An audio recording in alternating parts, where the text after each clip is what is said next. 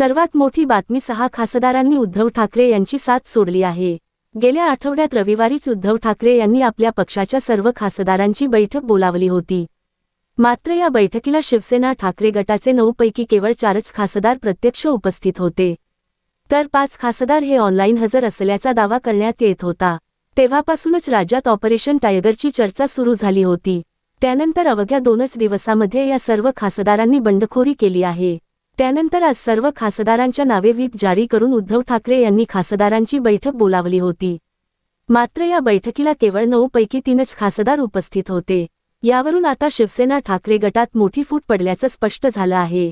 हे सर्व खासदार शिवसेना शिंदे गटात प्रवेश करणार असल्याची माहिती मिळत आहे। लवकरच त्यांच्या पक्षप्रवेशाची अधिकृत घोषणा होऊ शकते। दरम्यान दुसरीकडे या सर्व पार्श्वभूमीवर आता शिवसेना ठाकरे गटात घडामोडींना वेग आला आहे।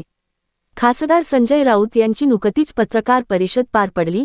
या पत्रकार परिषदेमध्ये बोलताना संजय राऊत यांनी या खासदारांवर जोरदार हल्लाबोल केला आहे। राजाभाऊ वाझे, अरविंद सावंत, अनिल देसाई हे 3 खासदार बैठकीला होते।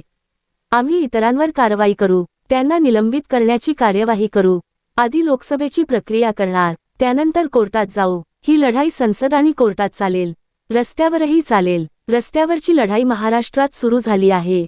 गद्दारांना सुरक्षा दिली आहे, आता भारत सरकारने त्यांना लष्कर द्यावं, असं राऊत यांनी म्हटलं आहे।